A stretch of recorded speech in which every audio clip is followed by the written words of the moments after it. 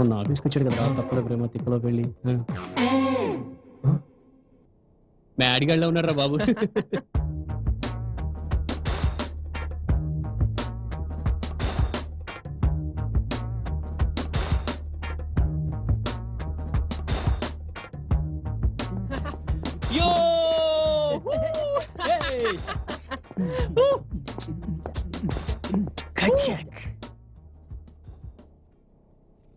Hi hi. వీడున్న చోటుకి మనం వెళ్తున్నామా, మనం ఉన్న చోటుకి వీడు వస్తున్నాడా? అది అర్థం కావట్లేదురా. సరే సరే పద పద.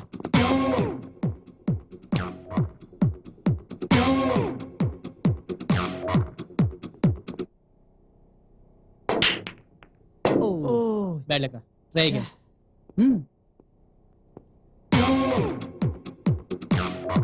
హలో.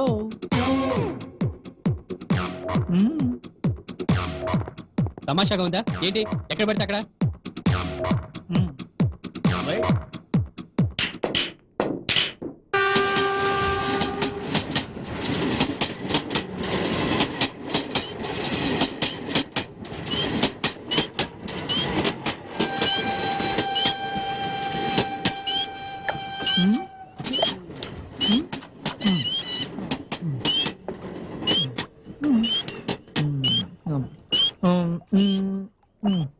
ఇప్పుడు 1 minute.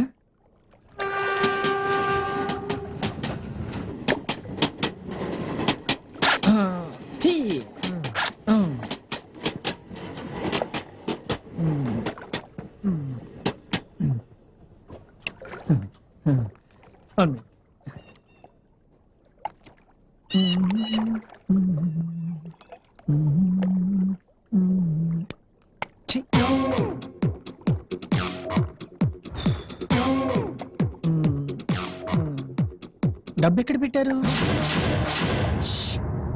షాక్. ఏ డబ్బు? ఎక్స్ప్రెషన్లు వద్దమ్మా, నేను సినిమా డైరెక్టర్ని, మీకు తెలుసు కదా. ఈ షాకులు, ఎక్స్ప్రెషన్లు, రియాక్షన్స్ అన్ని నేనే ఇప్పిస్తుంటాను. మీరు నాకు షాకులు ఇవ్వాలని ట్రై చేయొద్దు. 10 కోట్లు ఎక్కడ? మీరేం మాట్లాడతారో మాకు అర్థం కావట్లేదు. అసలు ఏ డబ్బు గురించి కథలు చెప్పొద్దమ్మా. నేను డైరెక్టర్ అయ్యా, కథలు చెప్పే డ్యూటీ నాది. నా దగ్గర బోల్డ్ అని కథలు ఉన్నాయి. మీరు నాకు కథలు చెప్పాలని ప్రయత్నం చేయొద్దమ్మా. చెప్తే వినరేంటి? ఈ సీన్ లో మీకు అసలు డైలాగే లేదు. కథ, మాటలు, పాటలు, సంగీతం, థ్రిల్స్, ఎఫెక్ట్స్, స్క్రీన్ ప్లే, దర్శకత్వం అన్నీ నేనే. మీకు నో డైలాగ్స్. కేవలం నేను చెప్పింది విని రియాక్షన్స్ ఇవ్వటం మాత్రమే మీ పని. ఓకే. ఆ రోజు నేను డిఐజీ ఆఫీస్ కి రావటం, ఎన్కౌంటర్ గురించి ఇన్ఫర్మేషన్ ఉందని చెప్పి టేప్ రికార్డ్ ఆన్ చేయటం, అందులో టిష్యూ టిష్యూ అని రివాల్వర్ మోతలు తప్ప ఏమీ రికార్డ్ కాకపోవటం విని నన్ను బఫూన్ అనుకున్నారు కదా. అది కథకి బిగినింగ్ మాత్రమే, అంటే టేక్ ఆఫ్ అన్నమాట. ఇప్పుడు అస్సలు ట్విస్ట్ చూపిస్తా. డబ్బిస్తే ఏం జరుగుతుంది?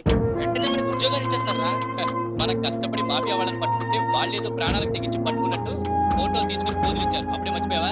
ఇప్పుడు మనం ఇవ్వబోయేది డీఏజీ కదా. తెలివి తప్పుగా మాట్లాడు. కస్టడీలో ఉన్న వాళ్ళు ఎలా తప్పించుకున్నారంటే సింపుల్ గా సారీ చెప్పాడు. ఇప్పుడు మనం ఈ డబ్బు తీసుకెళ్లిస్తే అయితే థ్యాంక్స్, లేకపోతే సారీ. దానివల్ల మనకి ఉపయోగం ఏంటి? ఈసారి డెఫినెట్ గా మనకు ఉద్యోగాలు ఇచ్చేస్తాడా? ఇవ్వకపోతే 3 ఉద్యోగాలు. ఎన్నాళ్ళు చేస్తే ఇంత డబ్బు సంపాదించగలరా? అంటే ఈ డబ్బు మనం తీసుకున్నాం. ఇక్కడ నువ్వు నేను తప్ప ఎవరు లేరు. ఈ డబ్బు మనమే తీసుకున్నామని చెప్పడానికి ఈ సవాల్ వచ్చి సాక్ష్యం చెప్తాయా? దొరికి డబ్బులో హ్యాపీగా ఉన్నామన్నదే కానీ ఆ డబ్బు కోసం మట్టర్లు, కిడ్నాప్లు చేయమలేదు కదా. అర్థం చేసుకోరా. మనమిద్దరం ఒకే సిగరెట్ కాల్చాం, ఇద్దరం కలిసి మందు కొట్టాం, కలిసి అమ్మాయిలు నడిపించాం. ఏ పని చేసినా మన ఇద్దరం కలిసే చేసాం. డబ్బు కోసం నేను వదులుకోలేదు. అది ట్విస్ట్. అలా ఉంది. ఇప్పుడు ఇదే ట్విస్ట్ నా సినిమాలో పెట్టారనుకో, సూపర్ హిట్. కానీ ఇదే ట్విస్ట్ డిఐజీకి వినిపించారనుకో, మీ కెరీర్ ఫట్, మీ లైఫ్ కట్. అది కాదండి. వద్దు, ఈ సీన్ లో మీకు డైలాగ్ లేదు అని చెప్పాను కదా. వద్దు, మీకు డైలాగ్ లేదు అంతే. ఇప్పుడు నేను మీకేం చెప్పాను? 4వ సినిమా తీయటానికి నేను బ్రహ్మాండమైన కథను దాన్ని తయారు చేసుకుంటానని చెప్పాను కదా. ఇప్పుడు ఆ కథను నేను సినిమాగా తీయాలంటే ఏం చేయాలి? నిర్మాత దొరకాలి. నిర్మాత దొరకాలంటే నేను ప్రతి నిర్మాత దగ్గరికి వెళ్ళి, బాబు నేను ఈ కథను తయారు చేశాను, ఇలా తీస్తాను, అలా తీస్తాను, ఇలా పొడుస్తాను, అలా పొడి చేస్తాను అని నేను వాడిని నానా తంటాలు పడి ఒప్పించుకోవాలి. తర్వాత వాడి పక్కన కొందరు ఉంటారు, చదువురాని బామ్మరిది గాడు పని పాఠాలని ఫ్రెండ్స్ గాళ్ళు ఉంటారు. వాళ్ళు అడిగే చచ్చు లాజిక్లకి మనమే సమాధానాలు చెప్పుకోవాలి. ఇకపోతే ఫైనాన్స్, వాడిని ఒప్పించడానికి బాబు ఈ కథ నా బడ్జెట్ లో చేస్తాను, ఆ హీరోయిన్ పెడతాను, ఈ విలన్ పెడతాను, ఆ క్యారెక్టర్ ఆర్టిస్ట్ ని పెడతాను, తమిళ్లో డబ్ చేయొచ్చు, హిందీలో డబ్ చేయొచ్చు, ఇలా చెప్పి అలా చెప్పి వాడిని ఒప్పించి వాడు అడిగే అదే ఏర్పాట్లు కూడా మనం చేయాలి. అంటే బ్రోకర్ పనులు కూడా మనం చేయాలన్నమాట. ఇప్పుడు సినిమా షూటింగ్ స్టార్ట్ అయిన తర్వాత నిర్మాత నుంచి టెన్షన్స్ మొదలు. రోజుకి 5 సీలు తీయాలి, 6 సీలు తీయాలి, 7 సీలు తీయాలి, తెల్లారేసరికి సినిమా షూటింగ్ పూర్తవ్వాలి, ఎల్లుండి సినిమా రిలీజ్ అవ్వాలి. అబ్బబ్బబ్బ, ఈ కన్ఫ్యూజన్ వ్యవహారాలు టెన్షన్లు మన వల్ల కాదమ్మా. అందుకనే రాత్రి సడన్ గా నాకు మంచి ఐడియా వచ్చింది. ఏంటంటే మనమే సొంతగా సినిమా తీస్తే ఎలా ఉంటది. ఎందుకంటే ఈ టెన్షన్ లో గొడవలు మనం భరించలేం. మనమే సొంతగా సినిమా తీసామనుకో, సినిమా మన కమాండ్ లో ఉంటది, మనకు ఫ్రీడమ్ ఉంటది, అనుకున్న దాన్ని మనం బాగా ఎరగదీసి తీయొచ్చు. అందుకేం కావాలి, మనకి డబ్బు కావాలి కదా. ఇప్పుడు మన దగ్గర ఈ అమౌంట్ ఎంత అన్నారు? అది వద్దు, అది కూడా నేనే చెప్పేస్తా. 10 కోట్లు, 10 crores. ఓ పని చేద్దాం, 50-50. మీకు 5 కోట్లు, నాకు 5 కోట్లు. ఆ మాత్రం అమౌంట్ లేకపోతే సినిమాలో క్వాలిటీ మిస్ అయిపోద్ది. మీరు తొందరగా ఒక అండర్స్టాండింగ్ వచ్చేస్తే ప్రెస్ వాళ్ళకి ఓపెనింగ్ డేట్ చెప్పేస్తా. ఓకేనా? ఆ క్యాసెట్ లో మ్యాటర్ అది. వద్దు, సెట్ లో ఉన్న డైలాగును 10 సార్లు చెప్తే రీల్ వేస్ట్ అవుద్ది. ఇప్పుడు లేని డైలాగు నాకు చెప్పాలని చూస్తే నా ఎనర్జీ వేస్ట్ అవుద్ది. ఓ పని చేద్దాం అమ్మా, మీరు ఇప్పుడే ఒక నిర్ణయానికి రావద్దు. హ్యాపీగా ఇంటికి వెళ్ళిపోండి. ఓ కేసు బీర్లు తెచ్చుకుని తెల్లవార్లు తాగుతూ సీరియస్ గా డిస్కస్ చేసి ఓ నిర్ణయానికి వచ్చేయండి. టుమారో మార్నింగ్ 9 o'clock షార్ప్ గా నా ఇంటికి వస్తే డీల్ సెటిల్ చేసుకుందాం. Okay, this is my address. Sharp 9 o'clock. Okay, bye. Have a nice day boys. ఆ పాపపు సొమ్ము మనకు వద్దురా, తీసుకెళ్లి డిఐజీకి ఇచ్చేద్దామంటే వెళ్ళలేదు. ఏదో చెప్పి నన్ను కమిట్ చేయించావు. ఇప్పుడు చూడు ఏమైందో. ఇప్పుడు ఆ నిజం తెలిసింది వాడు ఒక్కడికే కదరా. అంత భయం లేకుండా మాట్లాడతావేంట్రా? వాడు ఆడే క్యాసెట్ రిలీజ్ చేస్తే మొత్తం ఆంధ్రాకి మనం చెటర్స్ అని తెలిసిపోతుంది. ఇదంతా నీ వల్లేరా. ఊరికే రెచ్చిపోకు. ఇప్పుడు ఏమైందని? ఇంకా ఏం కావాలి? ముక్కు మొహం తెలియని వాడు వచ్చి రక్తం రాకుండా మనల్ని మాటలతో పొడి చెలిపాడు. మనం ఆ డబ్బులు తీసుకోకుండా ఉంటే మనకి పరిస్థితి వచ్చేదా? Every problem has a solution. First ఈ ప్రాబ్లం ఎలా సాల్వ్ చేయాలో ఆలోచించు. వాడు అడిగినట్టు సగం డబ్బు ఇచ్చేద్దాం. ఇదా నువ్వు ఇచ్చే బోడి సలహా? అక్కడికి వెళ్ళింది మనం, చూసింది మనం, దాచింది మనం.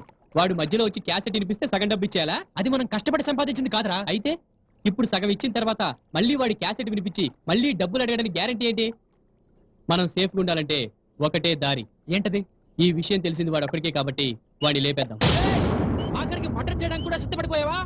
ఒక తప్పుని కవర్ చేయడానికి ఇంకో తప్పు చేయడంలో తప్పు లేదురా. నో, వీలేదు. ఎస్, చేయాల్సిందే. వద్దని చెప్పాను కదరా. ఏయ్! చెప్తే వినలేదురా.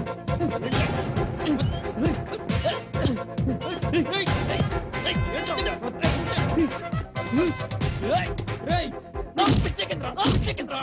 ఏయ్!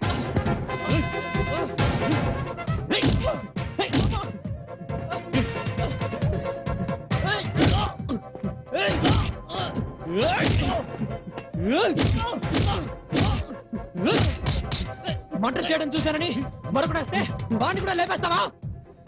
సరే, మనం ఫిగర్ అనుకుని రేపు వెళ్ళి వాడితో మాట్లాడదాం.